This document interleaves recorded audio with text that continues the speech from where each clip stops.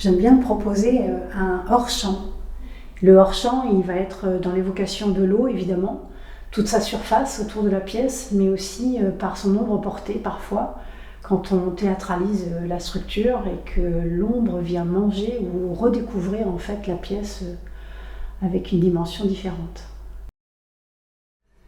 Un jour, un collectionneur m'a fait un très joli retour sur une sculpture que j'appelle les chercheurs de silence. Il m'a dit, je l'ai installée dans mon salon et toute la pièce est remplie d'eau. Vraiment, ça m'a beaucoup touchée.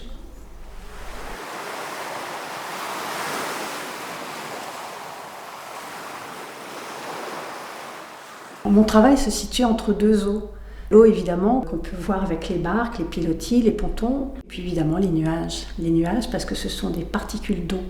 Et donc on peut tout à fait imaginer, comme ici, une escale, des rendez-vous avec des barques ou des villages entiers qui vont se transporter dans les nuages.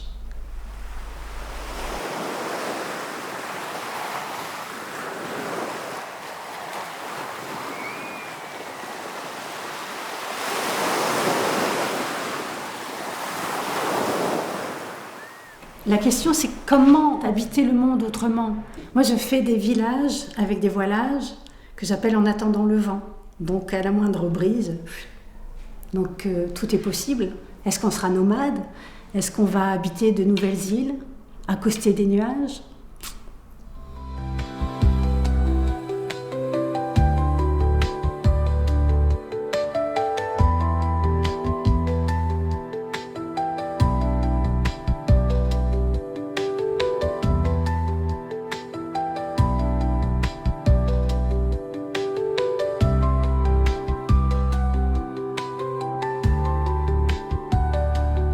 Alors, j'utilise pour faire mes structures des points de liaison. En fait, je voulais éviter la soudure pour qu'on sente la main qui fait, qui fabrique, qui répare, comme en fait à l'échelle 1 pour les cabanes de métier, où on sent qu'elles peuvent être réparées sur des générations. Une tempête les emporte, elles vont quand même exister, on va pouvoir les refaire. Et donc voilà, on sent la main en fait qui va fabriquer aussi la structure de la sculpture. Et en même temps, la terre latane participe aussi de cette fragilité du fait main et je la teinte pour donner un petit peu une patine de mes histoires pour les emmener vraiment dans le temps. Et ça permet aussi de pouvoir cloisonner les petites cabanes et en même temps pouvoir avoir un regard sur la fragilité de la structure.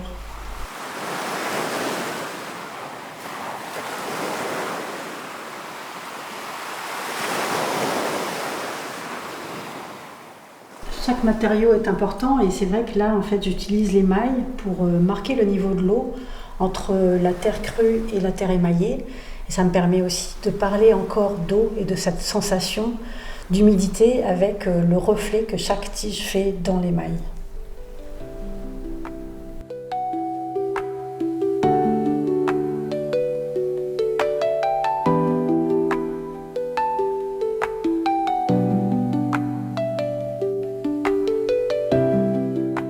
Ici, j'ai voulu faire une proposition de déambulation autour d'un fragment de paysage. On pourrait emprunter comme ça les pas japonais. Et cette pièce s'appelle Jardin d'eau.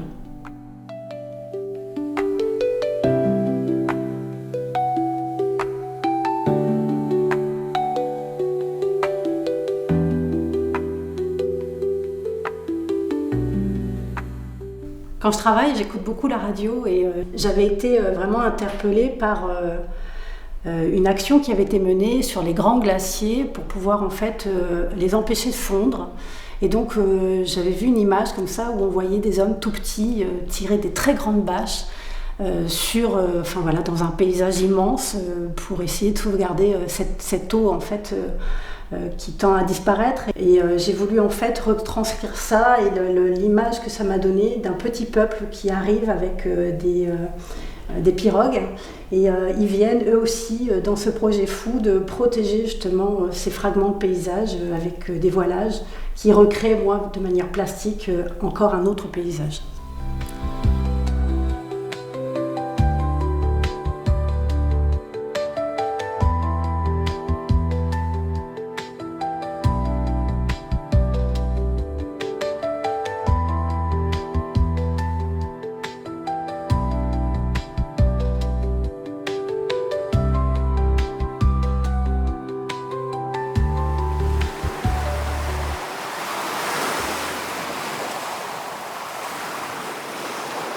comme ce sont des particules d'eau, on peut se donner rendez-vous dans un nuage avec de petites barques, ou on peut aussi en fait s'imaginer qu'il y a des villages entiers qui se promènent et qui, voilà, au-dessus de nos têtes. À chaque fois qu'on on lève la tête le matin, on peut regarder le ciel et s'imaginer effectivement énormément de choses.